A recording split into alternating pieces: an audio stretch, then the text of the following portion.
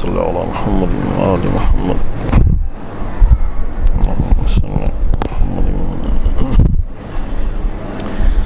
لا حول ولا قوة إلا بالله العلي العظيم أعوذ بالله من الشيطان اللعين الرجيم بسم الله الرحمن الرحيم الحمد لله رب العالمين والصلاة والسلام على سيد الأنبياء والمرسلين خاتم النبيين بالقاسم محمد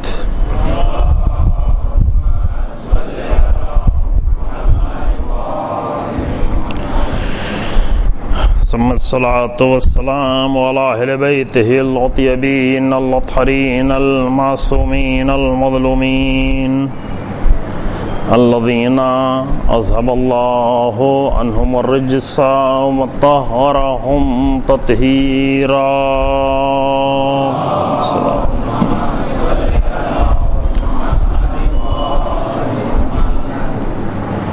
ولعنة الدائمة الباقية على أعدائهم أجمعين. أما بعد فقد قال الله تبارك وتعالى في كتابه الكريم بسم الله الرحمن الرحيم إن الله اشترى من المؤمنين أنفسهم وأموالهم بأن لهم الجنة يقاتلون في سبيل الله فيقتلون ويقتلون وعدا عليه حقا في التوراة والإنجيل والقرآن ومن أوفى بعهده من الله فاستبشروا ببيعكم الذي بايعتم به ذلك هو الفوز العظيم. صلوات محمد وآل محمد.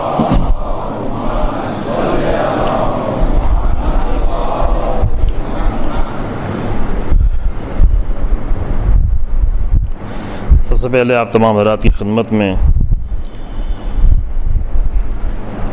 حضرت امیر المومنین علیہ الصلوۃ والسلام کی شہادت کی یہ روز اور اس کی مناسبت سے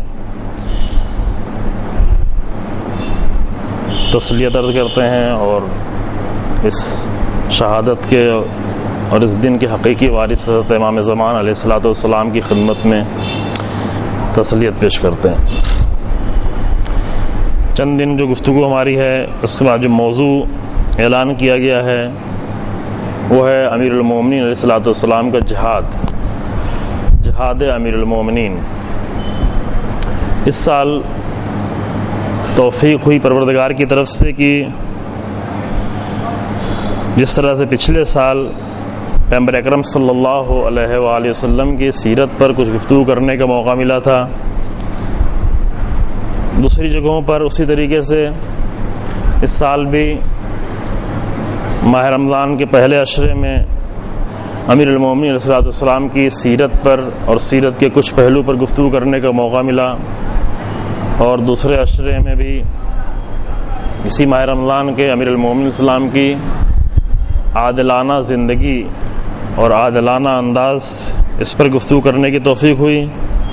اور یہاں پر انشاءاللہ جو چند دن ہمارے پاس ہیں اس میں حضرت امیر المومنین السلام کی مجاہدانہ زندگی اور امیر المومنین کا جہاد اس پر انشاءاللہ گفتگو کی جائے گی. جہاد کا لفظ جب آپ کے ذہن میں آتا ہے فوراً تو سب سے پہلے ہمارا ذہن اس جہاد کی طرف جاتا ہے کہ جو تلوار کے ذریعے سے کیا جاتا ہے. یہ جہاد کی ایک قسم ہے، اور ابھی امیر المومنین علیہ الصلوۃ والسلام کی زندگی میں ہم نے فقط وہ جہاد دیکھا ہے جو امیر المومنین علیہ السلام نے تلوار کے ذریعے سے انجام دیا. اور اگر اس جہاد کو ہم آ کر پوری زندگی میں دیکھتے ہیں تو امیر المومنین علیہ السلام کی زندگی کے کچھ دن اور کچھ مہینے ایسے بنتے ہیں کہ جو امام نے تلوار کے ذریعے سے جہاد کیا. یعنی امام نے جنگیں بہت لڑی ہیں، اس میں کوئی شک نہیں ہے کہ امیر المومنین السلام نے رسول اللہ کے زمانے میں بہت ساری جنگیں لڑیں، اکثر جنگیں ایسی ہوتی تھی جس میں امیر المومنین السلام حاضر ہوا کرتے تھے، جو بڑی جنگیں ہیں۔ بعض چھوٹے غزوے ہوا کرتے تھے جس میں رسول اللہ چند لوگوں کو بھیجتے تھے، کبھی کبھی محدود لوگوں کو بھیجتے تھے۔ تاریخ اسلام جو آپ کی نگاہوں میں ہے کسی حد تک، اس میں 65 سے لے کر 82 جنگوں تک کا ذکر ہے کہ رسول اللہ نے اپنے دور میں، جو 10 سالہ دور ہے مدینے کا، اس دور میں اتنی جنگیں لڑی ہیں، اور ان جنگوں میں اکثر جنگوں میں، خاص کر جو بڑی جنگیں ہیں، ان تمام جنگوں میں امیر المومنین علیہ السلام حاضر رہے ہیں اور جہاد کیا ہے آپ نے۔ لیکن اس سارے جہاد کو بھی اگر جمع کیا جائے تو بہت زیادہ دن نہیں بنتے ہیں، چونکہ ایسا نہیں تھا کہ ہمیشہ جنگ ہوا کرتی تھی۔ مثلا جنگ بدر کے بعد جنگ احد تقریباً 1 سال کے بعد ہوتی ہے، یا جنگ احد کے بعد جو تیسری بڑی جنگ ہے جنگ خندق، وہ جنگ احد کے بھی تقریباً 1.5 سال کے بعد، 2 سال کے بعد انجام پاتی ہے۔ اور بعض جنگیں 1 دن کی ہوتی تھی۔ جنگ بدر جو ہے چند گھنٹوں کی جنگ تھی، جنگ احد بھی چند گھنٹوں کی جنگ تھی، پورے دن کی جنگ بھی نہیں تھی۔ جنگ خندق اگرچہ میدان جنگ میں کئی دن سے موجود تھے، لیکن جنگ فقط امیر المومنین علیہ السلام نے انجام دی، وہ بھی تھوڑی دیر کی جنگ تھی۔ کہ ان جنگوں کا بھی تذکرہ انشاءاللہ آپ کی خدمت میں آئے گا۔ اور اس کے علاوہ بعض جنگیں تھیں جس میں تھوڑا سفر میں وقت زیادہ گزرتا تھا، جنگ میں جاتے ہوئے، جنگ سے واپس آتے ہوئے، جنگ کی تیاری کرتے ہوئے۔ لیکن وہ وقت جب جہاد کیا جا رہا ہوتا تھا، وہ وقت محدود وقت ہے۔ بعد میں رسول اللہ کے بعد جب امیر المومنین السلام کا دور آتا ہے، بیچ میں تقریباً 24.5 سال جو امیر المومنین السلام کے گزرے ہیں، ان 24.5 سالوں میں امیر المومنین السلام کسی جنگ میں شریک نہیں ہوئے۔ اس کی وجہ بھی انشاءاللہ اگر فرصت رہی آپ کی خدمت میں بیان کی جائے گی کہ کیوں امیر المومنین السلام خود کسی جنگ میں شریک نہیں ہوتے تھے، لیکن اپنے قریبی لوگوں کو جنگ میں جانے سے روکتے بھی نہیں تھے۔ کہ اس میں ایک بہت ہی نازک اور اہم مسئلہ ہے کہ امیر المومنین السلام خلافت کے دور میں 3 خلفاء کو جو دور آیا تقریباً 24 سال کا، اس دور میں امام نے خود کوئی عہدہ قبول نہیں کیا، خود کوئی منصب قبول نہیں کیا، خود کہیں کسی منصب میں جا کر شرکت نہیں کی۔ اگرچہ امام کو دی جانے کی کوشش کی، لیکن امام نے کسی بھی عہدے کو قبول نہیں کیا۔ لیکن اپنے ساتھیوں کو اور اپنے عزیزوں کو عہدہ قبول کرنے سے منع نہیں کرتے تھے، جنگوں میں جانے سے بھی منع نہیں کرتے تھے۔ حتیٰ گورنری کے عہدے بھی امام کے قریبی ترین افراد نے جا کر، جیسے جناب سلمان فارسی نے جا کر مدائن کے گورنر رہے خلافت کے دور میں، اس سے بھی امام نے منع نہیں کیا، لیکن خود امام نے کبھی کوئی عہدہ قبول نہیں کیا۔ اس کی کیا وجہ ہے انشاءاللہ بعد میں جب گفتگو کریں گے تو وہاں پر آئیں گے۔ عرض کرنے کا مقصد یہ ہے کہ رسول اللہ کی 10 سالہ زندگی ہے جو مدینے کی، اس 10 سالہ زندگی میں اگرچہ امام اکثر جنگوں میں شریک رہے، لیکن جنگ کی مدت جو ہے وہ بہت ہی محدود ہے۔ اس ساری جنگ کی مدت کو اگر ہم اٹھا کے رکھیں تو وہ چند دن بنتی ہے، پوری جنگ کو اگر ایک جگہ جمع کیا جائے۔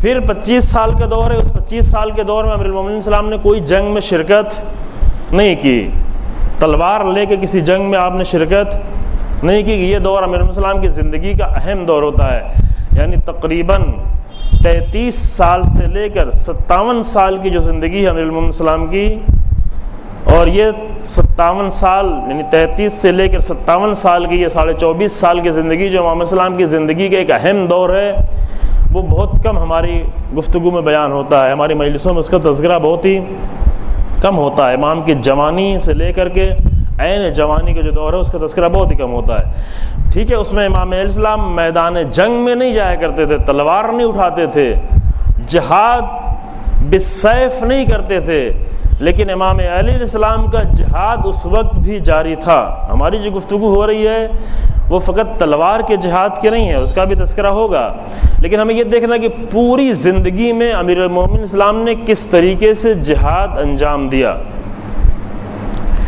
پھر اس کے بعد یہ 25 سال کا دور جب گزرتا ہے اور امام علیہ السلام کے پاس حکومت آتی ہے، خلافت ظاہری طور پر آتی ہے، اور 4.5 سال تک تقریباً امیر المومنین السلام کے پاس خلافت رہتی ہے۔ اس 4.5 سالہ دور میں بھی امام کو 3 بڑی جنگیں لڑنی پڑیں۔ ایک جنگ جمل ہے جو 1 دن میں ختم ہو گئی، یعنی جمل کی جنگ فقط 1 دن جاری رہی، اگرچہ اس کی تیاری پہلے سے تھی، سفر پہلے سے تھا، لوگوں کا آنا جانا پہلے، لیکن جنگ ایک دن کی ہوئی۔ دوسری جنگ جنگ صفین ہے، جو یوں دیکھیں تو تقریباً جاری رہی کافی لمبی مدت تک، 3-4 مہینے تک جاری رہی، لیکن یہ 3-4 مہینے تک جاری رہنے کی وجہ یہ تھی کہ بیچ میں ماہ حرام آ جاتے تھے اور ماہ حرام میں جنگ رک جاتی تھی، تو یہ پوری مدت پھر بھی جنگ نہیں ہو رہی ہوتی تھی، اس میں بھی چند دن تک باقاعدہ طور پر جنگ ہوئی جنگ صفین میں۔ پھر آخری جنگ جو امام کو لڑنی پڑی وہ جنگ نہروان تھی، کہ جنگ نہروان بھی ایک دن میں تمام ہوئی۔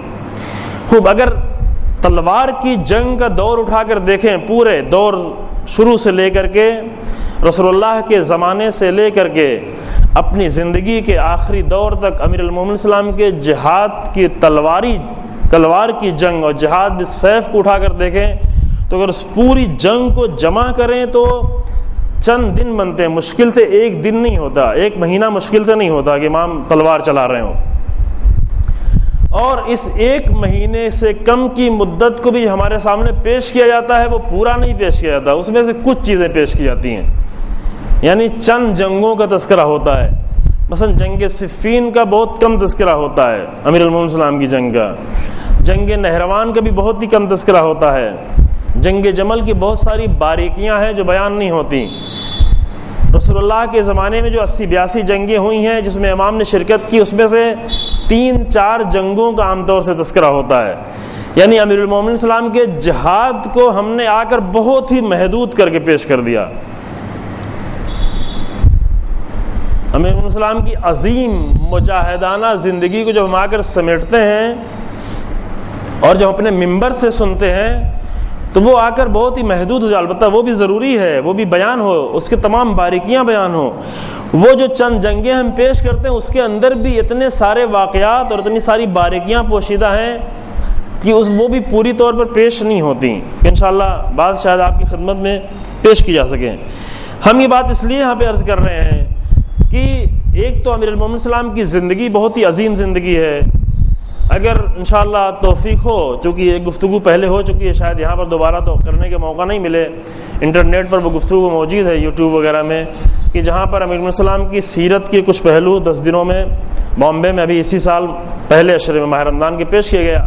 اگر توفیق ہو تو سنیں اسے انشاءاللہ، اور خوب انشاءاللہ، اور بہتر، ہم ایک معمولی طالب علم ہے لیکن بہت بہتر علماء کے ذریعے سے بھی آپ امیر السلام کی زندگی کے مختلف پہلوؤں کو آ کر دیکھیں، کہ یہ نہیں کہ فقط یہ کہ چند واقعات تک آ کر امیر المومنین کی زندگی کو محدود کر دیا جائے، اور وہ بھی تاریخی طور پر، بلکہ اس سے بھی زیادہ جو اہم مسئلہ ہے امیر المومنین کی زندگی میں، وہ امیر السلام کی زندگی کی سیرت کا مسئلہ ہے۔ یہ یہاں پر تفصیل سے وہاں پر گفتگو ہو چکی ہے۔ سیرت اور تاریخ میں فرق ہے، ابھی ہمیں یہاں پر یہ بحث نہیں کرنی ہے چونکہ ہمارا یہ موضوع نہیں ہے، لیکن ایک اشارہ کرتے ہوئے چلتے ہیں تاکہ ہماری گفتگو تھوڑا آسان ہو جائے اور آپ کے لیے آسانی سے وہ واضح طور پر سمجھ میں آنے لگے۔ سیرت اور تاریخ میں فرق ہے۔ سیرت یہ ہوتی ہے کہ تاریخ یہ ہوتی ہے کہ واقعات کو بیان کیا جائے، فلاں وقت میں، فلاں دور میں، فلاں جگہ پر، فلاں انسان کے ذریعے سے یہ واقعہ پیش آیا۔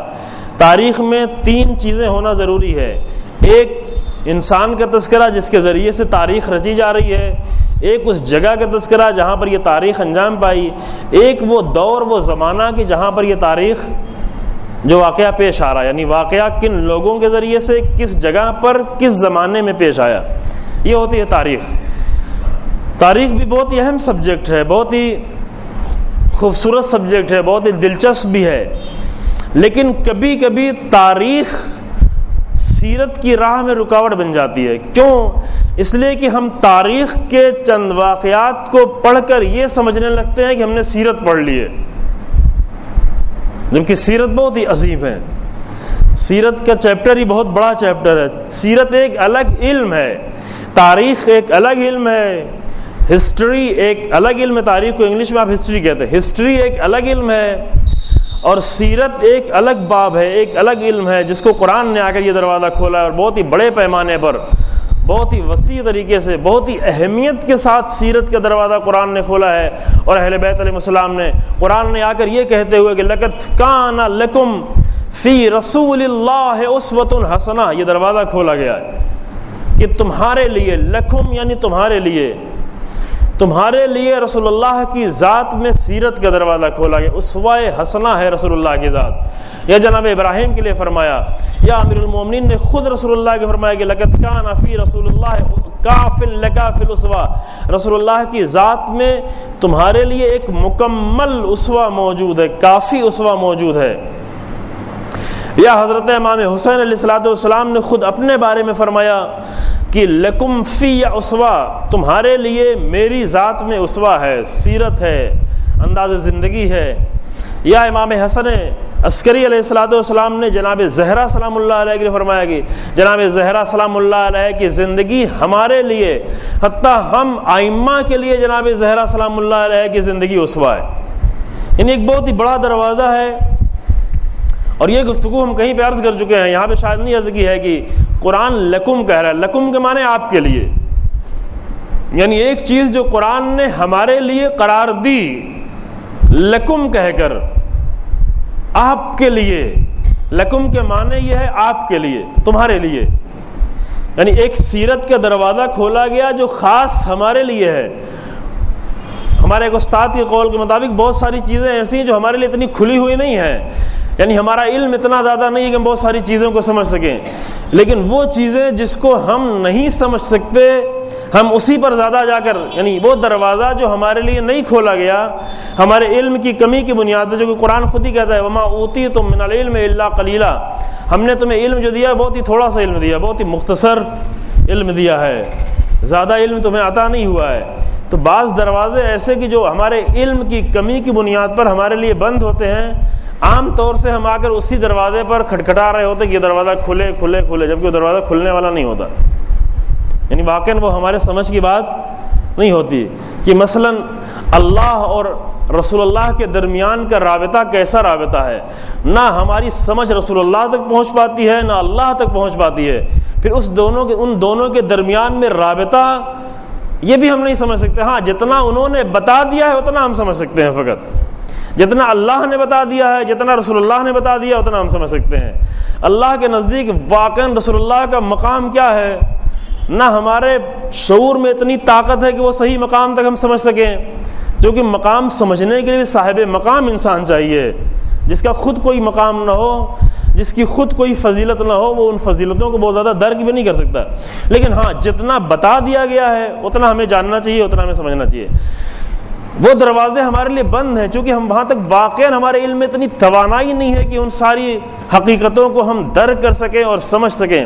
لیکن ایک حقیقت جس کے لیے قرآن نے ہمارے لیے دروازہ کھول کے رکھا ہے, یہ کہتے ہوئے کہ لقد کان لکم, تمہارے لیے یہ ہے, یہ کھلا ہے دروازہ تمہارے لیے, اس دروازے پہ ابھی تک ہم نے آنے کی زحمت نہیں کی ہے.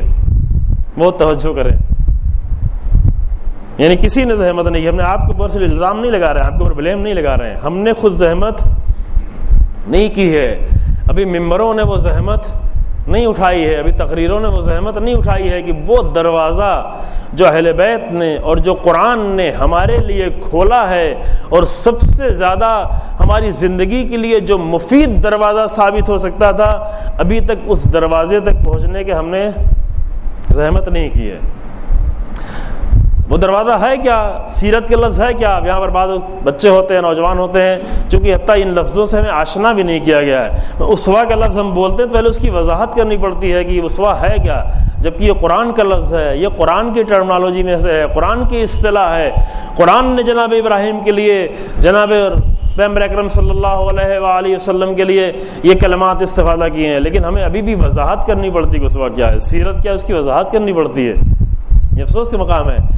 میں اشرا پڑھ رہا تھا, حتیٰ کئی دن گفتگو ہونے کے بعد بھی, چونکہ وہاں پر یہ طریقہ رائج تھا کہ بامبے میں یہ طریقہ ہے الحمدللہ کئی سالوں سے, ایک اچھا طریقہ ہوتا ہے کہ 45-50 منٹ کی گفتگو ہوتی ہے, بعد میں 15-20 منٹ تک لوگوں کے سوالات ہوتے ہیں, جو سوالات آتے ہیں ان کا جوابات دیا جاتا ہے.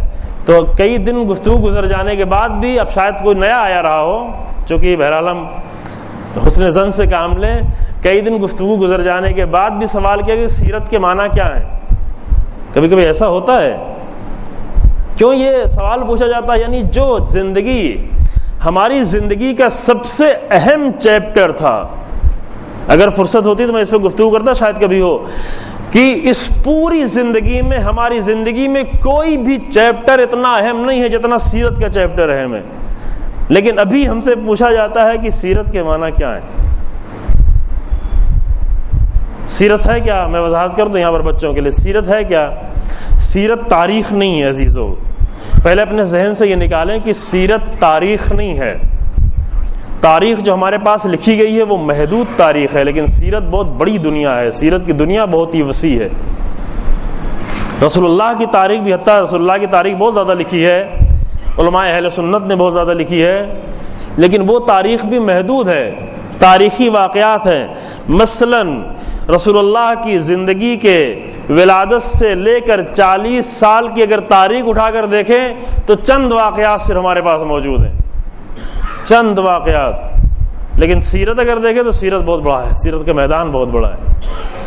یار 40 سال کے بعد سے لے کر رسول اللہ کی وفات تک جو واقعات پہ ہے، 13 سال رسول اللہ مکے میں رہے، اس 13 سال کی زندگی اگر تاریخ میں جا کر دیکھیں تو چند صفحوں میں، کوئی 10-20 صفحے میں، کوئی 150 صفحے میں، کوئی 100-200 صفحے میں آ کر لکھ لیتا ہے جو بہت زیادہ لکھنے والا ہے، اس طریقے سے.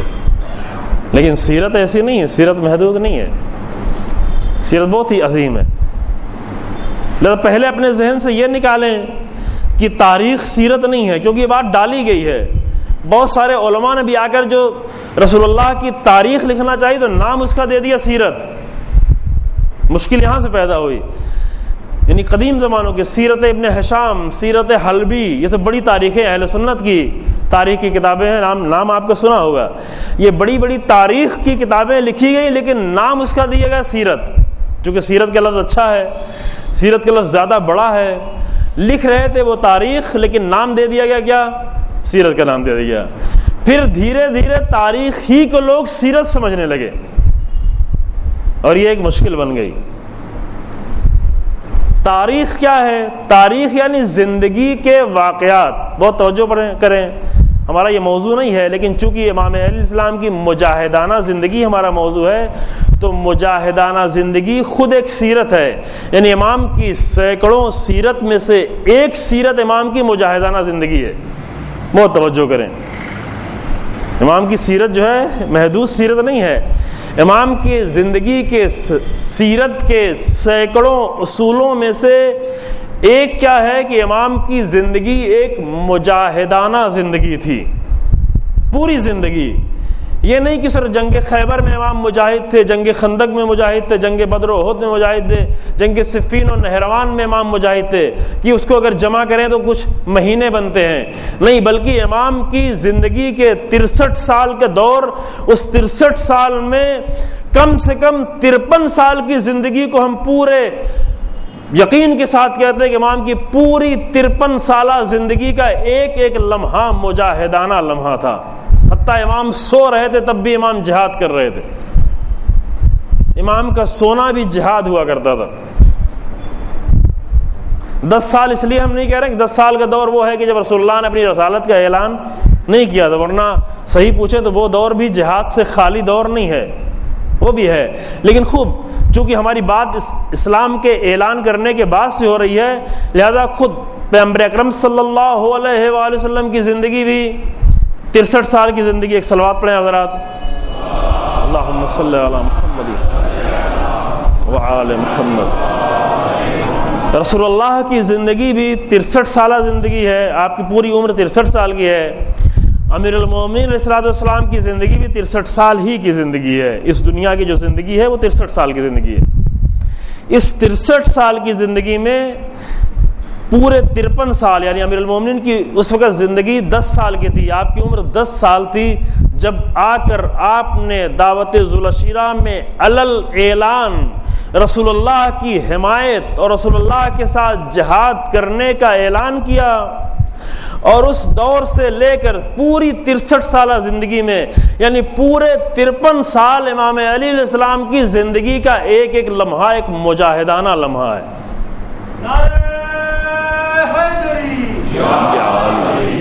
جہاد کے عالم میں ہے. سونا جگنا جہاد ہے، کھانا پینا جہاد ہے، اٹھنا بیٹھنا جہاد ہے. مسجد میں ہے تو مجاہد ہیں، گھر میں ہے تو مجاہد ہیں، بازار میں ہے تو مجاہد ہیں، تبلیغ کرنے جا رہے ہیں یمن تو مجاہد ہیں، میدان جنگ میں ہے تو مجاہد ہیں، میدان جنگ میں جا کر تلوار چلا رہے ہیں تو بھی مجاہد ہیں، تلوار نہیں چلا رہے ہیں تو بھی مجاہد ہیں۔ یہ نہیں کہ ہم آ کر پوری زندگی کو چند واقعات میں آ کر سمیٹ دیں کہ امام نے فلاں فلاں جہاد کیا، یہ جہاد ہے۔ نہیں، امام کی زندگی کی پوری زندگی ایک مجاہدانہ زندگی۔ ہم آپ کے سامنے امام کے کلمات بھی پیش کریں گے انشاءاللہ نہج البلاغہ سے اور دوسری روایتوں سے کہ امام نے جہاد کے بارے میں کیا کلمات کہے اور کس طرح سے پوری زندگی انسان کی ایک مجاہدانہ زندگی بن سکتی ہے۔ انشاءاللہ کل آپ کی خدمت میں، کل سے البتہ کل شب قدر ہوگی تو شاید زیادہ گفتگو ہماری قرآن کے بارے میں ہو، اور لیکن اس کے بعد میں جو گفتگو ہوگی وہ انشاءاللہ امام کی اس مجاہدانہ زندگی کے بارے میں اور کس کس میدان میں امام نے جہاد کیا وہ آپ کی خدمت میں پیش کیا جائے گا۔ بس سب سے پہلی بات یہ ہے کہ امام کی سیرت کا ایک حصہ ہے جہاد، اور سیرت کے معنی کیا ہوئے؟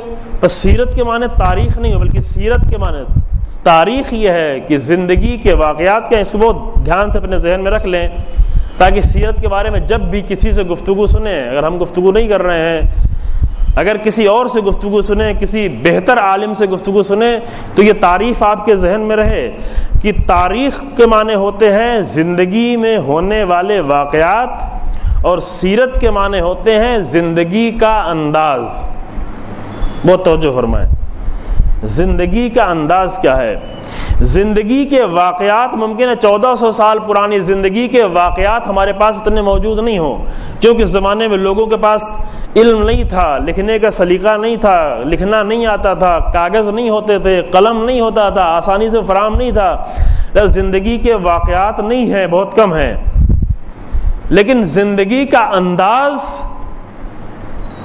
یہ ممکن ہے کہ ایک واقعے سے، ایک جنگ سے زندگی کا کئی انداز نکال لیا جائے۔ وہ توجہ فرمائیں، سیرت کے معنی ہوتے ہیں زندگی کا انداز۔ انداز زندگی کیا ہے، طریقہ زندگی کیا ہے، اسلوب زندگی کیا ہے۔ اب جو بھی لفظ، اس کے لیے کئی لفظ استعمال کر سکتے ہیں، ہم سب سے آسان لفظ آپ کے سامنے بولتے ہیں انداز زندگی، اور یہی چیز ہے جو ہماری زندگی کے لیے سب سے زیادہ اہم بنتی ہے۔ کیوں؟ اس لیے کہ اگر ہم یہ دیکھتے چلے جائیں کہ رسول اللہ کی زندگی کا انداز کیا تھا تو انداز سے انداز ملاتے جائیں، ہمارا انداز بھی بدلتا چلا جائے گا، کیونکہ سیرت کے معنی کیا ہے؟ انداز کو بدلتے رہنا۔ امیر المومنین علیہ السلام کی زندگی کا انداز کیا تھا؟ خوب انداز جو ہے ہمیشہ باقی رہنے والی چیز ہے، تاریخ جا کے پڑھے تو سمجھو، لیکن انداز وہ زندگی میں نظر آتا ہے، تاریخ صفحات پہ نظر آتی ہے، تاریخ کو جا کر تاریخ کی کتابوں میں دیکھنا پڑتا ہے، لیکن انداز کو آ کر زندگیوں میں دیکھنا پڑتا ہے، زندگیوں میں تلاش کرنا پڑتا ہے۔ تو یہ انداز بہت ہے۔ ممکن ایک یہ جملہ میں کبھی کبھی عرض کر چکا ہوں کہ امیر المومنین السلام کی زندگی کے گھر میں زندگی کے واقعات ممکن ہے بہت کم ہمیں ملیں، لیکن امام کے گھر میں زندگی کا انداز اتنا زیادہ ہے کہ قیامت تک لوگ انداز لیتے رہیں لیکن کم پڑنے والا نہیں ہے، انداز نہیں ختم ہونے والا ہے۔ ابھی دنیا کی مشکل یہ ہے کہ انہوں نے انداز لینا نہیں سیکھا ہے۔ ابھی دنیا انداز کا مسئلہ بہت اہم ہے۔ انداز سب سمجھ رہے ہیں نا؟ اگر نہیں سمجھ رہے ہیں تو ابھی بھی سوال کر سکتے ہیں تاکہ ہماری ایک تھوڑی دیر کی 40-45 منٹ گفتگو بیکار نہ چلی جائے، چونکہ اصلی بات میں یہ پیش کرنا چاہ رہا ہوں۔ انداز ابھی دنیا کی سب سے بڑی کوشش جو ہے، اور دنیا میں شاید سب سے بڑی رقم خرچ کی جاتی ہے، اربوں اربوں ڈالر، ملینوں ڈالر خرچ کیے جاتے ہیں فقط ممکن ہے صرف ایک فلم بنانے میں۔ کیوں؟ تاکہ لوگوں کو ایک نیا انداز دیا جائے، انداز زندگی لوگوں کو تبدیل کیا جائے۔ اصلی مقصد یہ ہوتا ہے۔ کہتے ہیں بعض لوگ کہ یہ چیزیں جو ہے نہیں معلوم لوگوں کو خوش کرنے کے لیے ہے، نہیں معلوم انٹرٹینمنٹ کے لیے ہے اور اس کے لیے اس کے لیے، لیکن اصل میں پیچھے جو چھپی ہوتی ہے عزیزو، اس کے پیچھے جو راز چھپا ہوتا ہے وہ یہ ہوتا ہے کہ لوگوں کا انداز بدلا جا رہا ہے، زندگی کا انداز۔ اربوں خربوں ڈالر خرچ، میں فقط انڈیا کی بات نہیں کر رہا ہوں، انڈیا سے بہت بڑے پیمانے پر آ کر دیکھیں۔ شاید آپ نے سنا ہوگا مثلا ایک شخص ہے جس نے دنیا بھر کے، یہودی ہے، اس نے دنیا کے بہت بڑے بڑے چینلوں کو خرید رکھا ہے، انڈیا کے بہت سارے چینلوں کو خرید رکھا ہے اور دنیا کے بہت سارے چینلوں کو خرید رکھا ہے، اور ان چینلوں کے ذریعے سے اصلی مقصد یہ ہوتا ہے کہ لوگوں کو ایک فاسد انداز زندگی سکھائے۔ باطل انداز زندگی. مثلا ایک مقصد یہ ہوتا ہے کہ شادی شدہ جو لوگ ہیں ان کے اندر بے وفائی پیدا کرنے کا انداز ہے، جو بہت بڑے پیمانے پہ پوری دنیا میں یہ کام ہو رہا ہے، باقاعدہ مقصد کے تحت ہو رہا ہے. ایسے نہیں آپ ممکن سمجھتے ہیں کچھ لوگ آ کر ایسے ہی بنا دیتے ہوں گے، یہ فلمیں، یہ ڈرامے، نہیں معلوم کیا کیا بناتے ہیں. یہ ایسے ہی نہیں بنا دیتے، اس کے پیچھے بہت سارے راز پوشیدہ ہوتے ہیں. یعنی ایک شخص آ کر دنیا کے بہت سارے چینلوں کو میں نام لینا مناسب نہیں سمجھتا، چینلوں کو چونکہ ایسے گندے نام لینا بھی نہیں چاہیے، یہاں پر خرید کر جو چیز پھیلا رہا ہے، جو انداز دینا چاہ رہا ہے وہ یہ ہے کہ حتیٰ شادی ہو جانے کے بعد بھی جرم کرنا، گناہ کرنا، بدکاری کرنا، بے وفائی کرنا، بیوی شوہر سے، شوہر بیوی سے اگر یہ کام کر رہے ہیں تو کوئی بڑی بات نہیں، ایک نارمل چیز ہے. ابھی دنیا میں اس کو ایک نارمل بنا کر، یعنی ایک انداز زندگی ایسا بنا کر پیش کیا جا رہا ہے کہ ایک نارمل چیز ہے. یہ ایسے یہ سب کچھ نہیں ہو رہا ہوتا ہے. اور اگر اٹھا کر دیکھیں، نہیں معلوم کتنی کتابیں لکھی جاتی ہیں، کتنا خرچ کیا جاتا ہے، ان سب کے پیچھے ایک مقصد پوشیدہ ہوتا ہے کہ دنیا کو ہم انداز دینا شروع کریں. ابھی سب سے بڑی جنگ جو جاری ہے، ممکن آپ کہیں کہ جنگ ہو رہی ہے، نہیں معلوم سیریا میں جنگ ہو رہی ہے، یہاں جنگ ہو رہی ہے، وہاں جنگ ہو رہی ہے. یہ چھوٹی جنگ ہے عزیزو، یہ جنگ بھی ہے، خطرناک جنگیں یہ بھی ہیں، لیکن یہ جنگ چھوٹی جنگ ہے. ابھی سب سے بڑی جو جنگ دنیا میں جاری ہے وہ کلچر کی جنگ جاری ہے. کلچر سمجھ رہے ہیں سب لوگ نا، تہذیبی جنگ ابھی جاری ہے. اور اس تہذیبی جنگ میں اب الحمدللہ عالم اسلام نے بھی جنگ شروع کی ہے. الحمدللہ انقلاب کی برکت سے ایک فائدہ یہ ہوا ہے کہ اس تہذیبی جنگ میں شکست ہو رہی ہے، دشمن کو شکست ہو رہی ہے. لیکن دشمن بہت ہی بڑے پیمانے پر تہذیبی جنگ جاری کیے. وہ لوگ جو آزادی بیان کے نعرے لگاتے ہیں، آج انہوں نے ایک ملک اگر آ کر، وہ ایک ملک فقط آ کر صحیح جنگ لڑ رہا ہے اور آ کر صحیح خبریں دنیا کو دے رہا، ساری دنیا سے اس کے چینل پر پابندی لگا دی گئی. ساری دنیا میں سارے چینل پابندی لگی. وہ جو کہتے ہیں کہ ہمارے بیان کر سکتے ہیں، حق بیان ہر ایک کو حاصل، آزادی بیان کا حق ہر ایک کے پاس ہے، چینلوں پر پابندی لگی ہوئی ہے. چند سال پہلے سعودی عرب میں کہا گیا کہ ایران کا ایٹم بم اتنا خطرناک نہیں جتنا ایران کا ایک چینل ہمارے لیے خطرناک ہے.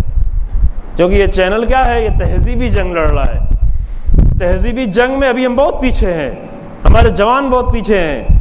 ابھی اس تہذیبی جنگ میں ممکن ہے ایک جوان آ کر ایک مولوی سے بھی بہت آگے بڑھ جائے، کیونکہ ایک مولوی آ کر ممکن ہے صرف ممبر پر تقریر کرے، لیکن ایک جوان آئے انٹرنیٹ کے ذریعے سے اور جدید دنیا کے ذریعے سے، جدید ذریعے سے اس تہذیبی جنگ میں اتنا بڑا کام کرے کہ حتیٰ بہت سارے مولوی سے بھی زیادہ بڑا کام کر جائے. البتہ صحیح کام ہونا چاہیے، یہ نہیں کہ غلط کام جو ہے اس ذریعے کو استعمال کر کے دین کے نام پر غلط چیزیں دی جانا شروع کرے اور میسج آنا شروع کرے اور میسج سے غلط چیزیں جو ہے پہنچنا شروع کریں. لیکن یہ میدان ہے، یہ بہت بڑا میدان ہے. اور ابھی دنیا کو جو سب سے بڑی شکست اپنی ساری طاقتوں کے باوجود، چونکہ یہ آج نئی بات نہیں ہے، یہ قدیم زمانے سے آیا ہے کہ اگر اللہ کے لیے کام کیا جائے، اگر اللہ کے لیے جہاد کیا جائے، کیونکہ جہاد فقط تلوار نہیں ہے، حتیٰ کلچر کے میدان میں اگر اللہ کے لیے جہاد کیا جائے تو یہ پہلے سے ثابت ہوتا آیا ہے کہ اللہ کی راہ میں جہاد کرنے والا اگر جناب طالوت کا چھوٹا سا لشکر بھی آ جائے تو جالوت کے بڑے لشکر کو شکست دے دیتا ہے. یہ تاریخ ہے، یہ تاریخ، اس کا ثبوت ہمارے پاس بہت ساری تاریخ کا ثبوت موجود ہے. لیکن یہ جنگ ابھی بڑی جنگ ہے. اس جنگ میں دیا کیا جا رہا ہے؟ تہذیبی جنگ میں کیا ہو رہا ہے؟ کلچر کی جنگ میں کیا دیا جا رہا ہے؟ کلچر کی جنگ میں صرف ایک چیز پہ سارا زور ہے، وہ یہ کہ لوگوں کی زندگی کا انداز بدل دیا جائے، لوگوں کی زندگی کا انداز تبدیل کیا جائے، جوانوں کی زندگی کا انداز بدل دیا جائے. اور جن کے پاس دین نہیں ہے یا جن کے پاس دین ہے لیکن دین کی مضبوط آئیڈیالوجی نہیں ہے، دیکھیں ان کا انداز بہت جلدی بدل جاتا ہے. آج پہلے دن تھوڑا اس طرح کی بات ہو جائے، انشاءاللہ بعد میں اور گفتگو ہوگی. حتیٰ اگر دین بھی موجود ہے، مثلا ہمارا جوان اگر اس کے پاس دین بھی موجود ہو، دیندار بھی ہو، دینداری کر رہا ہو، درس پڑھ رہا ہو، مجلسوں میں جاتا ہو، نماز پڑھتا ہو، شرکت کرتا ہو عزاداریوں میں، لیکن اگر اس کے پاس ایک مضبوط دین کی آئیڈیالوجی نہیں ہے، اگر آئیڈیالوجی کے اعتبار سے کمزور ہے یہ انسان، تو مسجد میں نظر آئے گا لیکن باہر جا کر دیکھے تو اس کا زندگی کا انداز وہی ہوگا جو لوگ دینا چاہ رہے ہیں، جو باہر سے ہمیں انداز دیا جا رہا ہے. یعنی کیا؟ یعنی شکست کھائے ہوئے لوگ. جنگ میں شکست کھائے ہوئے لوگ، سب سے بڑی جنگ میں شکست کھائے ہوئے لوگ۔ اس جنگ میں جیتا کیسے جاتا ہے؟ جیتنے کا طریقہ کیا ہے؟ جیتنے کا فقط ایک طریقہ ہے عزیزو، اور وہ یہ کہ جن لوگوں سے انداز لینا چاہیے ان سے انداز لے لیا جائے۔ اور وہ انداز دینے والے کون ہیں؟ وہ انداز دینے والی ذات رسول اللہ کی ذات ہے، امیر المومنین کی ذات ہے، اہل بیت کی ذات ہے۔ انداز لیے بغیر اس جنگ میں ہم جیت نہیں سکتے۔ اگر امیر المومنین کا انداز ہم نہیں لے پائے ہیں، اگر ہم امیر المومنین کے اس دروازے پر آ کر نہیں کھڑے ہوئے جو سیرت کا دروازہ ہے، تو کتنا ہی زیادہ کیوں ہم آ کر مسجد میں نظر آئیں، کتنا ہی زیادہ کیوں نہ ہم عبادتیں انجام دیں، لیکن جب زندگی اٹھا کر دیکھیں گے تو شکست کھائے ہوئے لوگ ہوں گے۔ کس کے سامنے شکست کھائے ہوئے لوگ ہوں گے؟ باطل کلچر کے سامنے شکست کھائے ہوئے لوگ ہوں گے۔ اور الحمدللہ ابھی دنیا میں ایسے جوانوں کی تعداد بہت تیزی سے بڑھتی جا رہی ہے۔ یہ جوان ہم بار بار اس لیے کہہ رہے ہیں کہ ان کے سامنے بہت بڑا میدان موجود ہے۔ بزرگوں نے اپنی زندگی جی لی اور بزرگوں کے سامنے ایسی مشکلات نہیں تھی، ان کو اتنا جلدی ان کے انداز کو تبدیل کرنے والے اتنے باطل قوتیں موجود نہیں تھیں۔ 15 سال پہلے یہ حالت نہیں تھی جو آج ہے۔ 15 سال کے پہلے جو بزرگ لوگ وہ جانتے ہیں کہ 15 سال 20 سال پہلے کوئی انداز دینے والا اتنا نہیں تھا۔ انداز اسی مسجدوں سے ملتا تھا، اسی مجلسوں سے ملتا تھا، انہی علماء کے ذریعے سے ملتا تھا۔ لیکن ابھی ایک عالم آ کر 1 گھنٹے کی گفتگو کرتا ہے، لیکن پوری زندگی میں ہمیں انداز کوئی اور دے رہا ہوتا ہے۔ سینکڑوں چینل سامنے موجود ہوتے ہیں، جو 20 سال پہلے یہ نہیں تھا، 15 سال پہلے یہ نہیں تھا آپ کسی کے پاس۔ ابھی زمانہ بدل گیا ہے، بار بار جوان کے تذکرہ اس لیے کرتے ہیں۔ الحمدللہ ہم ایک ایسے دور میں زندگی گزار رہے ہیں کہ ایسے جوانوں کی تعداد روزانہ بڑھتی جا رہی ہے جو آئیڈیالوجی کے طور پر اپنے آپ کو اتنا مضبوط انہوں نے کر لیا ہے کہ جن کی تعداد تو کم ہے لیکن ان کے انداز کو دیکھ کر باطل گھبراتا چلا جا رہا ہے۔ یقین جانیں عزیزو، یہ ہو رہا ہے۔ ابھی آپ جائیں یورپ میں جا کر دیکھیں، امریکہ میں جا کر دیکھیں، ایسے جوانوں کی تعداد ابھی بہت زیادہ نہیں ہے، لیکن یہ چند جوان، چند خواتین جب اب مضبوط آئیڈیالوجی کے ساتھ ایک جوان خاتون اچھے حجاب کے ساتھ یونیورسٹی میں پڑھنے کے لیے جاتی ہے تو یہ فقط پڑھنے نہیں جا رہی ہے بلکہ ایک انداز بھی دینے جا رہی ہے، اپنے ساتھ ایک انداز لے کے جا رہی ہے۔ ہماری خواتین بغیر آئیڈیالوجی کے کتنا ہی پردہ کیوں نہ کر لیں، لیکن اس پردے میں اگر آئیڈیالوجی موجود نہیں ہے تو اس میں انداز بھی موجود نہیں ہوتا۔ ایک رسم ہوتی ہے، ایک رسم ادا کر رہے ہیں، اچھی رسم ہے، الحمدللہ ایک اچھی رسم ہے، لیکن اگر ان کو کسی یونیورسٹی میں بھیج دیا جائے تو دھیرے دھیرے پردہ اترنا شروع ہو جائے گا۔ کالج کے گیٹ تک پردہ نظر آئے گا، کالج میں داخل ہو گے تو کچھ اور ہو جائے گی حالت، کلاس میں جائیں گے تو کچھ اور حالت ہو جائے گی۔ کیوں؟ اس لیے کہ آئیڈیالوجیکل طور پر کمزور ہے یہ خاتون، آئیڈیالوجی نہیں ہے، انداز نہیں سیکھا ہے، رسم ایک ادا ہو رہی ہے۔ ایک رسم تھی جو پہلے سے جاری تھی، ہمارے بزرگ کرتے تھے، معاشرے کی مجبوری ہے، اگر یہ ہم نہیں کریں گے تو معاشرہ ہمیں برا کہے گا، لہذا یہ کام ہم کر رہے ہیں۔ لہذا کہاں تک کہیں؟ وہاں تک کریں جہاں تک معاشرے کی نگاہیں ہیں۔ خوب کالج کے اندر داخل ہو گئے، یہاں معاشرہ نہیں دیکھ رہا، لہذا اب چادر اتار دی جائے، مشکل نہیں ہے۔ کیوں؟ اس لیے کہ آئیڈیالوجی سے خالی ہے یہ انسان، لہذا انداز بھی اس کے پاس نہیں ہے۔ لیکن ابھی آپ یورپ میں جا کر دیکھیں، ابھی امریکہ میں جا کر دیکھیں، دور ترین ملکوں میں جوانوں کی تعداد کم ہے لیکن جس انداز سے وہ نکلتے ہیں وہ انداز دوسروں کو متاثر کر رہا ہے، وہ انداز لوگوں کے انداز کو تبدیل کر رہا ہے۔ ہمارا انداز کسی کو بھی تبدیل نہیں کرتا، لیکن ایک صحیح اسلامی اور شیعہ آئیڈیالوجی لے کر اگر ایک جوان جاتا ہے تو اس کے انداز کو دیکھ کر بہت سارے لوگوں کا انداز بدلتا چلا جاتا ہے۔ ابھی یورپ کی دنیا میں اتنی گھبراہٹ جو ہے اس کی اصلی وجہ یہ ہے کہ لوگ گھبرائے ہوئے ہیں کیونکہ چند لوگ آ کر ہمارے انداز کو بدلتے جا رہے ہیں۔ مشکل یہاں پر ہے، اس لیے مشکل پڑی ہوئی ہے۔ ہاں، ان کی زندگی پھر مجاہدانہ زندگی ہے۔ وہ لوگ جو فقط رسم کے طور پہ آ کر پردہ کریں یہ مجاہدانہ زندگی نہیں ہے، لیکن ایک انسان آ کر آئیڈیالوجی کے طور پر پردہ کر رہا ہے، ایک مجاہدانہ زندگی جی رہا ہے۔ ایک انسان اگر فقط رسم کے طور پہ نماز پڑھے یہ مجاہدانہ زندگی نہیں ہے، یہ رسم ادا کر رہا ہے، روزہ رکھ رہا ہے، رسم ادا کر رہا ہے۔ لیکن ایک انسان اگر آئیڈیالوجی کے طور پر نماز پڑھے تو وہ یونیورسٹی میں کسی پارک میں کھڑا ہو کر نماز پڑھتے ہوئے شرمائے گا نہیں۔ کیوں؟ اس لیے کہ آئیڈیالوجی اس کے پاس ہے۔ وہ ٹرین سے اتر کر اسٹیشن پہ کھڑے ہو کر نماز پڑھتے ہوئے شرمائے گا نہیں، یہ نہیں کہ چلو نماز بعد میں پڑھ لیں گے، قضا کر لیں گے۔ یہ قضا کیوں کر رہا ہے؟ اس لیے کہ یہاں کسی کی نگاہیں دیکھ نہیں رہی ہیں، لوگوں سے بھی شرما رہا ہے، بعد میں جا کر لوگوں کے سامنے پڑھیں گے۔ لیکن اگر آئیڈیالوجی انسان کے پاس موجود ہے تو وہ یونیورسٹی کے پارک میں کھڑا ہو کے نماز پڑھ لیتا ہے، یونیورسٹی کے کیمپ میں کھڑا ہو کے نماز پڑھ لیتا ہے، کلاس روم میں کھڑا ہو کے نماز پڑھتا ہے۔ اور یہ انداز جب کوئی دیکھتا ہے، ممکن ہے کچھ لوگوں کو ناگوار گزرے، لیکن یہ انداز کچھ لوگوں کو متاثر بھی کرتا چلا جاتا ہے۔ اور یہ چیز پریشان کر رہی دنیا کو۔ پریشانی اس بات کی ہے، پچھلے سال انہی دنوں میں رسول اللہ کے بارے میں اتنی توہین آمیز فلم بنائی گئی۔ وہ فلم کیوں یہ فلم بنائی گئی؟ اس لیے کہ رسول اللہ نے لوگوں کے انداز بدلنا شروع کر دیا ہے۔ چونکہ رسول اللہ کے اس دین کو، یہ دین چھپا ہوا تھا، قرآن میں چھپا ہوا تھا، کتابوں میں چھپا ہوا تھا، لیکن الحمدللہ ابھی ہم ایک ایسے دور میں زندگی گزار رہے ہیں کہ جب رسول اللہ کا وہ حقیقی دین کھل کر ہمارے سامنے آ گیا ہے۔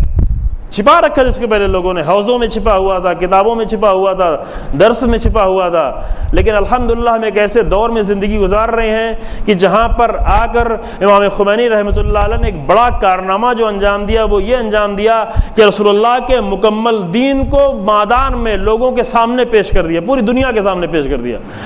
یہ انداز جو سامنے آیا اور مکمل دین کا انداز جو سامنے آیا، یہ دنیا کے لیے گھبراہٹ کا باعث بنا ہوا ہے، دنیا کے لیے پریشانی کا باعث بنا ہوا ہے۔ اور یہ انداز لے کے اگر کوئی جوان انسان زندگی گزار رہا ہے تو ایک مجاہدانہ زندگی شروع ہو جاتی ہے۔ اب انشاءاللہ اس کے بارے میں کل گفتگو کریں گے، اور البتہ کل انشاءاللہ قرآن کی زیادہ گفتگو ہوگی، لیکن بعد کے دنوں میں ہم دیکھیں گے کہ امام نے کس کس میدان میں اور کس کس باب میں مجاہدانہ زندگی کا عظیم کردار انجام دیا ہے۔ امام کی زندگی کا جہاد دعوت ذوالعشیرہ سے شروع ہوتا ہے اور جا کر کوفے کی مسجد پر تمام ہوتا ہے عزیزو۔ اس کا لمحہ لمحہ جہاد کے ساتھ لوگ یہ سمجھ رہے ہیں کہ شب ہجرت علی ابن ابی طالب بستر پہ سو رہے ہیں، لیکن اللہ کہہ رہا ہے کہ علی ابن ابی طالب بستر پہ سو نہیں رہے ہیں بلکہ راہ خدا میں جہاد کر رہے ہیں۔ جب انسان کی زندگی مجاہد ہو جاتی ہے تو وہ سو کے بھی جہاد کر رہا ہوتا ہے۔ لوگ سمجھ رہے ہیں، لوگوں کی نگاہیں دیکھ رہے ہیں کہ علی ابن ابی طالب آ کر کچھ کھا رہے ہیں، اگرچہ وہ نعمتیں نہیں کھا رہے ہیں جو ہم کھاتے ہیں، وہ بھی شاید آپ کے سامنے پیش کیا جائے، تو لوگ یہ سمجھ رہے ہیں کہ امام علیہ السلام آ کر غذا کھا رہے ہیں، لیکن امام علی علیہ السلام فرماتے ہیں کہ قو علی خدمتک جوارحی واشدد علی العزیمۃ جوانحی، اگر ہم کچھ کھا رہے ہیں تو یہ بھی اس لیے کھا رہے ہیں تاکہ راہ خدا میں جہاد کر سکیں۔ دعائے کمیل میں آپ جملہ پڑھتے ہیں، قو علی خدمتک جوارحی، اے میرے پروردگار ہمارے اعضاء و جوارح میں طاقت دے تاکہ میں تیری خدمت کر سکوں، تیرے دین کی خدمت کر سکوں۔ تو کھانے کے وقت بھی نیت کیا ہے؟ نیت یہ ہے کہ دین خدا کی خدمت کی جائے، جسم کو طاقت ملے، اور جسم کو طاقت ملے تو اس سے دین خدا کی خدمت کی جائے۔ تو یہ کھانا پیٹ بھرنے کے لیے کھانا نہیں ہے بلکہ ایک جہاد ہے جو انجام پا رہا ہے۔ کھانا بھی مجاہدانہ زندگی کا حصہ ہے۔ لہذا وہ انسان جس نے اپنی زندگی کے سفر کو کعبے سے شروع کیا تھا، کل یہیں پر ایک مجلس میں نے عرض کیا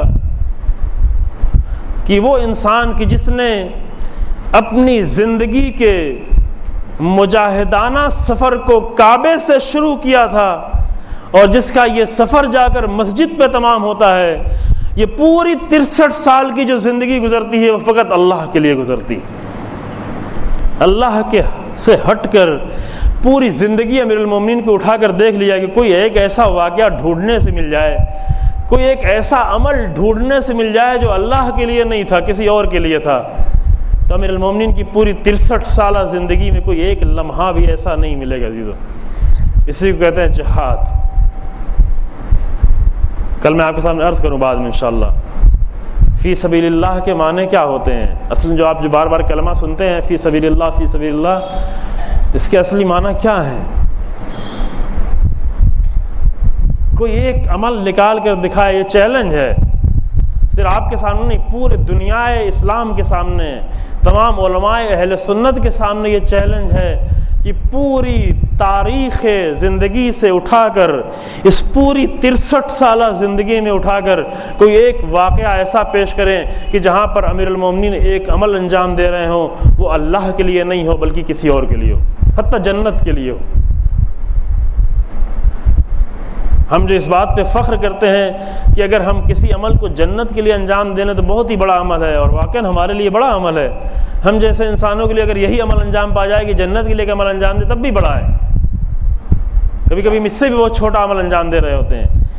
لیکن امیر المومنین کی زندگی میں جا کر دیکھیں تو امیر المومنین کی زندگی میں اگر تلوار بھی چل رہی ہے تو تلوار کی ایک ایک کاٹ، تلوار کی ایک ایک ضرب پہ جو لکھا ہوا ہے وہ یہ ہے کہ یہ تلوار بھی اللہ کے لیے چل رہی ہے۔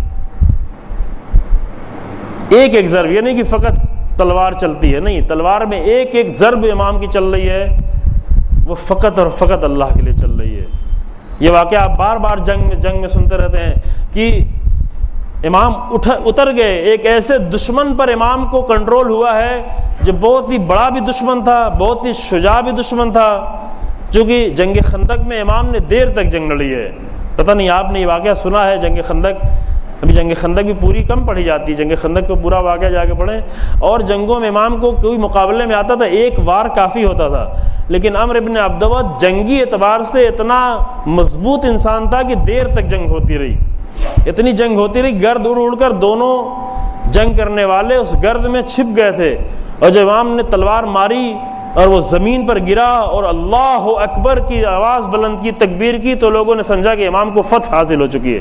دیر تک جنگ ہوئی، حتیٰ امام کے مارنے سے پہلے، وار کرنے سے پہلے ایک وار اس نے عمرو ابن عبدود نے بھی جو کیا، جو سر کی طرف وار کیا، امام نے ڈھال پر اس وار کو ریکا، لیکن اتنا مضبوط وار تھا چونکہ واقعاً وہ بہت بہادر تھا، اس میں کوئی شک نہیں ہے کہ جنگی اعتبار سے ایسے دیکھیں تو بہت ہی ناقص انسان تھا، بہت ہی پست انسان تھا، لیکن ایک میدان میں بہت ہی بہادر تھا، تلوار چلانے میں قوی بھی تھا، قد بھی بہت زیادہ بڑا تھا، جسم کے اعتبار سے بھی بہت زیادہ قوی تھا۔ اس نے جو تلوار چلائی، امام نے ڈھال پہ روکی، ڈھال بھی کٹی، امام کا امامہ بھی کٹا، حتیٰ امام کا سر زخمی ہوا، کہ یہ واقعہ ابھی ہم آپ کی خدمت میں پیش کریں گے کہ امام کا سر بھی اس میں زخمی ہوا۔ یہ جنگ دیر تک امام نے لڑی، لیکن اتنی لمبی جنگ لڑنے کے بعد جب امام اس کے سینے کی طرف بڑھے اور اس کے سر کو جدا کرنا چاہا اور اس نے بے ادبی کی، اہانت کی، اور اپنے لعاب دہن کو امام کی طرف پھینکا، امام کی طرف یہ آیا، اور امام کو اس وقت غصہ آیا کہ یہ غصہ بہت ہی مقدس غصہ تھا۔ کبھی کبھی ممکن انسان نہ سمجھے کہ بھلا امام کو غصہ آ سکتا ہے، ہاں امام کو غصہ آتا ہے، امام کو غصہ آنا ضروری ہے، کیونکہ غصہ انسان کی زندگی میں ضروری ہے۔ کچھ غصے ہوتے ہیں جو مقدس غصے ہوتے ہیں، اگر دشمن کی توہین کے نتیجے میں انسان کو غصہ آئے تو ایک مقدس غصہ ہے، یہ غلط غصہ نہیں ہے، غصہ اللہ نے رکھا ہے، غضب کی ایک قوت ہے، غضب کی ایک طاقت ہے جو اللہ نے رکھی ہے، اور یہ طاقت اگر نہ ہوتی تو انسان اپنے دشمن کے مقابلے میں کبھی کھڑا نہ ہوتا، کوئی دفاع ہی نہیں کر سکتا تھا۔ یہ بڑی قوت ہے، اللہ کی ایک نعمت ہے جو اللہ نے غضب رکھا ہے انسان کے اندر، یہ غضب ضروری تھا۔ اب ہم کبھی بعد میں گفتگو شاید کریں، بعد میں شاید پہلے کر بھی چکے ہوں، کہ غضب کی طاقت یا خواہش، یہ دو بڑی طاقتیں جو اللہ نے رکھی۔ خواہشات، اگر خواہشات نہ ہوتی انسان میں تو انسان کھانا نہیں کھاتا، پانی نہیں پیتا، اپنی ضرورت کی چیزیں لیتا نہیں۔ اگر غضب نہیں ہوتا تو اپنے دشمنوں سے دفاع نہیں کرتا، شیر اس کے اوپر حملہ کرتا، جانور اس کے اوپر حملہ کرتا، وہ چپ چاپ کھڑا ہوتا، کیونکہ اس کے اندر غضب نہیں موجود ہے، وہ طاقت ہی موجود نہیں ہے، دفاع نہیں کر سکتا۔ یہ طاقت ضروری تھی۔ لہذا اگر دشمن کی توہین، دشمن، البتہ پہلے یہ عرض کر چکے دشمن میں اور مخالف میں فرق ہے، مخالف اور ہوتا ہے، دشمن اور ہوتا ہے۔ اگر دشمن آ کر توہین کرتا ہے اور دشمن کی توہین کے نتیجے میں انسان کو غصہ نہ آئے تو یہ عیب کی بات ہے۔ مثلا دشمن آئے رسول اللہ کی توہین کرے اور پوری امت مسلمہ کو اس پر غصہ نہ آئے تو یہ عیب کی بات ہے، واقعی یہ عیب کی بات ہے۔ آئے دشمن اور دشمن آ کر قرآن کی توہین کرے اور ہم مسلمانوں کو اس پر غصہ بھی نہ آئے تو یہ عیب کی بات ہے۔ نہیں، دشمن کی توہین کے مقابلے میں غصہ آنا ایک بہت ہی مقدس غصہ ہے۔ امیر المومنین کو جو غصہ بھی آیا ہے یہ ایک بہت ہی مقدس غصہ تھا، لیکن اس مقدس غصے کے ہوتے ہوئے بھی امام نے اپنی تلوار کو روک لیا۔ پوچھا کہ آپ نے تلوار کیوں روک لیا تھا؟ کہا میں نہیں چاہتا تھا کہ غصے کی وجہ سے، اگرچہ وہ غصہ مقدس تھا لیکن اس مقدس غصے کی وجہ سے بھی تلوار چلاؤں، بلکہ یہ تلوار چلے گی تو فقط اللہ کے لیے چلے گی، فقط اللہ کے لیے تلوار چلے گی۔ لہذا امیر المومنین کی پوری زندگی کو اٹھا کر دیکھ ڈالیں، اب کوئی لا کر پیش کرے کہ کوئی ایک ایسا لمحہ تھا جہاں امیر المومنین نے اللہ سے ہٹ کر کسی کے لیے عبادت کی ہے۔ اور ہاں وہ انسان، یہ آیت کا ترجمہ میں نہیں پیش کر پایا، اس آیت میں یہی جملہ ہے کہ وہ کہ جو یقاتلون فی سبیل اللہ، جو اللہ کی راہ میں قتال کرتا، فیقتلون، اور جو میدان خدا، میدان راہ خدا میں جا کر جنگ کرتا ہے، قتل کرتا ہے، ویقتلون، اور قتل کرتے کرتے راہ خدا میں قتل ہو جاتا ہے۔ سورہ توبہ کی آیت نمبر 111، جس نے اپنی 53 سال کی زندگی میں جہاد کیا، یقتلون کی منزل میں رہا، اور پھر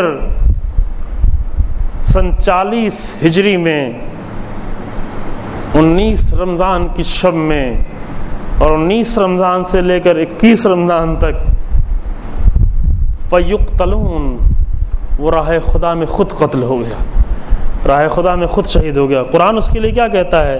یہ وہ ہے کہ جنہوں نے اپنے اللہ کے کیے ہوئے وعدے کو پورا، جو بھی اللہ کے کیے ہوئے وعدے کو پورا کر دے اس کو اے رسول بشارت دے دیں۔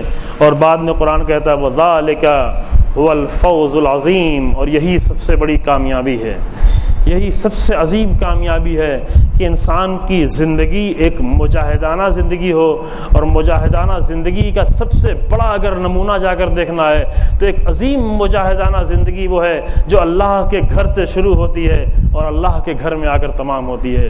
اور جب یہ عظیم مجاہدانہ زندگی اللہ کے گھر میں آ کر تمام ہوتی ہے تو امیر المومنین کی زبان پر جو کلمہ جاری ہے وہ اسی آیت کی تفسیر ہے۔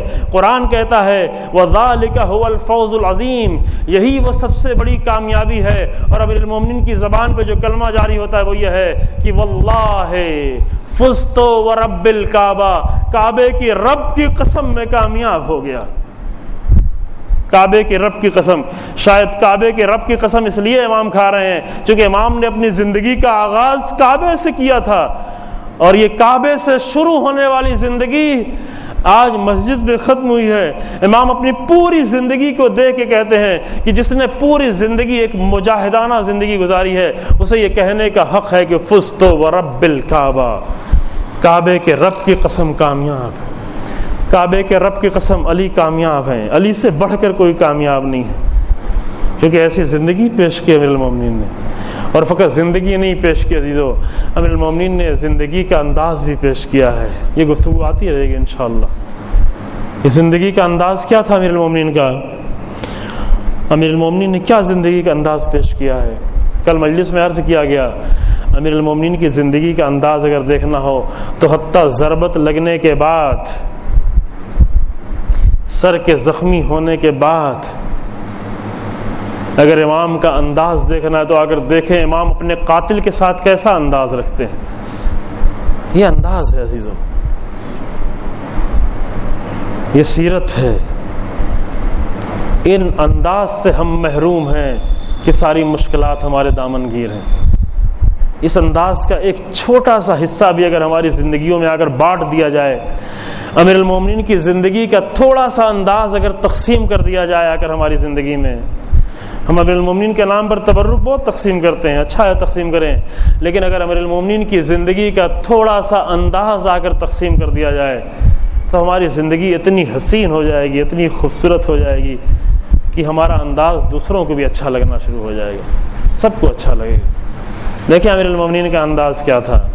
امیر المومنین کا انداز یہ تھا کہ امام کو جب ضرب لگی ہے، ضرب کیسی ہے یہ ابن ملجم خود کہتا ہے کہ میں نے 1000 درہم کی تلوار خریدی تھی، جب لوگ دعا کر رہے تھے، کوشش کر رہے تھے، طبیب کو بلایا جا رہا تھا کہ شاید امام کا علاج ہو جائے، شاید امام بچ جائے، شاید امیر المومنین اس دنیا میں باقی رہ جائیں، اور ابن ملجم نے بھی دیکھا، کہا کہ کوئی فائدہ نہیں ہے، کوئی فائدہ نہیں ہے، علی بن ابی طالب بچنے والے نہیں ہیں، کیونکہ میں نے 1000 درہم کی یہ تلوار خریدی ہے اور 1000 درہم سے قیمتی ترین زہر سے اس تلوار کو بجھایا ہے۔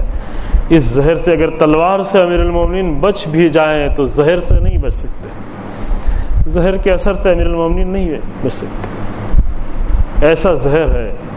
اگر یہ زہر ایک عام انسان پہ ایسا زہر آتا تو شاید چند لمحے بھی وہ گفتگو نہیں کر سکتا تھا، لیکن یہ امیر المومنین کی قوت ارادی تھی، یہ امیر المومنین کا مضبوط ارادہ تھا کہ تلوار پڑنے کے بعد زہر کے اثر ہونے کے باوجود بھی امیر المومنین 2 دنوں تک زندہ رہے۔ اور 2 دنوں تک امیر المومنین کا انداز کیا تھا؟ وہ 2 دن کا انداز بھی بہت ہی عظیم ہے۔ 2 دن کا انداز، یہ 2 دن فقط اس لیے نہیں ہے کہ ہم چند مصائب پڑھ کے کچھ گریہ کر لیں اور کچھ ثواب حاصل کر لیں، نہیں، سر پہ ضرب لگنے کے بعد امیر المومنین کا 2 دن کا انداز کیا تھا، وہ بھی ذرا آ کر دیکھے کہ انداز کیا تھا۔ پہلا انداز کیا تھا؟ پہلا انداز یہ تھا کہ جیسے ابن ملجم نے تلوار ماری اور تلوار مار کے بھاگا اور لوگوں نے اس کا پیچھا کیا اور جا کر کوفے کی گلی میں اس کو پکڑا اور پکڑ کر اس کے ہاتھ کو باندھ کر امیر المومنین کے سامنے لا کے کھڑا کیا، تو پہلا عمل امیر المومنین کا اور پہلا انداز یہ تھا کہ امیر المومنین نے فرمایا کہ اس کے ہاتھ کو کھول دو۔ دیکھو یہ خوف کی وجہ سے پریشان ہے، اس کی مشکوں کو کھول دیا جائے، اس کے ہاتھوں کو کھول دیا جائے۔ اللہ اکبر، یہ کیا انداز دے کے گئے امیر المومنین۔ جب دودھ لا کر پیش کیا گیا، چونکہ دودھ کا اثر یہ ہوتا ہے کہ زہر کا اثر کم ہوتا ہے دودھ پینے سے، امام کی خدمت میں لا کر دودھ پیش کیا گیا، امام نے کہا کہ اس بدبخت کو، اس بدبخت ہم اپنی طرف سے کہہ رہے ہیں، ابن ملجم کو بھی دودھ پلا دیا جائے۔ بدبخت اس لیے کہہ رہے ہیں کہ رسول اللہ نے کہا ہے کہ پوری تاریخ انسانیت کا آدم سے لے کر قیامت تک میں بدبخت ترین انسانوں میں اشقی الاولین والآخرین، پوری تاریخ انسانیت کا شقی ترین انسان اے علی بن ابی طالب تمہارا قاتل ہوگا۔ یہ لمحہ کب کہا ہے؟ یہ امام کا انداز سے کہا کہ اس کے ہاتھ کو کھول دیا جائے۔ دودھ امام کو پیش کیا گیا، امام نے کہا کہ دودھ اسے پلا دیا جائے، پھر مجھے دودھ دیا جائے۔ امیر المومنین کا انداز ہے عزیزو، یہ فقط چند آنسو کے لیے نہیں ہے، گریے کے لیے نہیں ہے، یہ انداز ہے امیر المومنین۔ جب جنگ خندق میں امیر المومنین پلٹے، بس تمام کرتا ہوں گفتگو، جب جنگ خندق میں امیر المومنین پلٹے اور آئے، لوگ خوش تھے کہ فتح ہو گئی ہے۔ جنگ خندق ایک بڑی جنگ تھی، شاید انشاءاللہ کچھ واقعات جنگ خندق کی فرصت ہو سکے آپ کی خدمت میں پیش کروں۔ جنگ خندق بہت ہی عظیم جنگ تھی، جنگ خندق میں سب کچھ خاتمے کی پلاننگ سے آئے تھے، اور جب جنگ خندق میں امیر المومنین کی ایک ضرب کے ذریعے سے جنگ جیت لی گئی تو پوری امت مسلمہ خوش تھی، پورا عالم اسلام خوش تھا کہ لوگ جیت گئے ہیں، امیر المومنین واپس پلٹ آئے ہیں۔ لیکن جب امیر المومنین واپس پلٹے، رسول اللہ کے قریب آئے، دیکھا کہ پیشانی سے خون جاری ہے، امیر المومنین کی پیشانی سے خون جاری ہے، سر پہ ضرب لگی ہوئی ہے۔ رسول اللہ نے امیر المومنین کو اپنے قریب بلایا اور اپنے قریب بلا کر اپنے ہاتھ سے رسول اللہ نے خون کو صاف کیا، اور خون کو صاف کرنے کے بعد رسول اللہ نے اپنے ہاتھ سے پٹی باندھی۔ امیر المومنین سر کو جھکائے بیٹھے ہوئے تھے، رسول اللہ پٹی باندھ رہے تھے۔ جب پٹی بندھ گئی، کپڑے کو باندھ لیا اور امیر المومنین نے سر کو اٹھایا تو دیکھا کہ رسول اللہ کی آنکھوں سے آنسو جاری ہیں، رسول اللہ گریہ کر رہے ہیں۔ سب خوش ہیں کہ جنگ خندق جیتی جا چکی ہے، لیکن رسول اللہ گریہ کر رہے ہیں۔ امیر المومنین کو تعجب ہوا کہ رسول اللہ گریہ کر رہے ہیں، یا رسول اللہ آپ کیوں گریہ کر رہے ہیں؟ چونکہ امیر المومنین کو رسول اللہ سے اتنا عشق تھا، اس قدر عاشق تھے رسول اللہ کے امیر المومنین کہ رسول اللہ کی آنکھوں میں امیر المومنین گریہ نہیں دیکھ سکتے تھے۔ پوچھا یا رسول اللہ سب تو خوش ہیں، آپ گریہ کیوں کر رہے ہیں؟ تو رسول اللہ نے فرمایا اینما اکونو حینما خضبت ہذہ من ھذا، اے علی اس وقت میں کہاں ہوں گا جب تمہارے اسی سر کے خون سے تمہاری داڑھی رنگین ہو رہی ہوگی۔ بس یہ آخری جملہ مصائب کا سمجھ لیجئے، اے علی جنگ خندق سن 5 ہجری میں واقع ہوئی ہے۔ امیر المومنین کی شہادت 40 ہجری میں ہے۔ امیر المومنین کی شہادت اور ضربت سے 35 سال پہلے امیر المومنین کے اس واقعے کو یاد کر کے رسول اللہ گریہ کر رہے ہیں اور فرما رہے ہیں اے علی اس وقت میں کہاں ہوں گا کہ جب تمہارے سر کے خون سے تمہاری داڑھی رنگین ہوگی، اس وقت تو نہ رسول اللہ ہوں گے نہ فاطمہ زہرا ہوں گی، اس وقت فقط زینب و ام کلثوم ہوں گی، اس وقت فقط حسن و حسین ہوں گے۔ امام گریہ رسول اللہ گریہ کر رہے ہیں۔ اس وقت امیر المومنین نے فرمایا آفی سلامت دینی، یا رسول اللہ اس وقت ہمارے دین کی حالت کیا ہوگی؟ رسول اللہ نے اطمینان دلایا۔ پھر امیر المومنین نے فرمایا یا رسول اللہ مجھے اس بات کی پھر کوئی پرواہ نہیں ہے کہ موت پر ہم جا پڑیں یا موت ہم پر آ پڑے۔ ہاں علی ابن ابی طالب کو پوری زندگی اس بات کی پرواہ نہیں تھی، اسی لیے امیر المومنین مسجد کوفہ میں آئے ہیں اور امیر المومنین کو پہلے سے معلوم ہے کہ جو کچھ ہونے والا ہے، لیکن اللہ کے فیصلے پر راضی ہو کر امیر المومنین نے جو عمل شروع کیا، سجدے میں گئے، ادھر تلوار چلی، ابن ملجم کی تلوار کس سر پہ چلی ہے؟ اس سر پہ چلی ہے جو اللہ کے علم کا خزانہ تھا۔ عزیزو یہ آج کی آخری شب تھی جو گزر گئی، یہ دن گزر گیا۔ اب اس دنیا میں امیر المومنین باقی نہیں رہ گئے تھے، بیویوں کو صرف اس بات کا غم تھا آج کی اس رات جب یہ رات آئی ہے، آج سے پہلے اس دنیا میں سب موجود تھے لیکن سب کے ساتھ امیر المومنین کی ذات موجود تھی، لیکن آج یہ پہلی رات تھی کہ جب دنیا امیر المومنین سے خالی ہو چکی تھی۔ مسجد کوفہ کو انتظار تھا کہ کوئی نماز پڑھنے کے لیے آئے، ممبر کوفہ کو انتظار تھا کہ وہ ممبر پہ بولنے والا آئے، لیکن اب کوئی نہیں تھا۔ اب زینب و ام کلثوم کی فریادیں تھیں، اب بیویوں کا گریہ تھا، آخری دن تھا، بیویاں گریہ کر رہی تھیں۔ زہر کا اثر اس حد تک بڑھتا چلا گیا تھا کہ جناب محمد حنفیہ بیان کرتے ہیں کہ میں نے جا کر دیکھا کہ لوگ امام کے آس پاس اکٹھا ہیں، بیویاں بھی اکٹھا ہیں، سب گریہ کر رہی ہیں، زینب ام کلثوم پچھاڑے کھا رہی ہیں، امام سب کو صبر کی تسلی دے رہے ہیں۔ امام حسن امام کے قریب آئے اور آ کر بہت ہی بلند آواز میں گریہ کرنا شروع کیا۔ امام حسن کو اپنے قریب بلایا اور بلا کر کہا اے میرے لال تم اس قدر گریہ نہ کرو کیونکہ تمہارے گریہ کرنے سے مجھے تکلیف ہوتی ہے۔ کہا بابا کیسے گریہ نہ کروں، آپ کی یہ حالت دیکھی نہیں آتی۔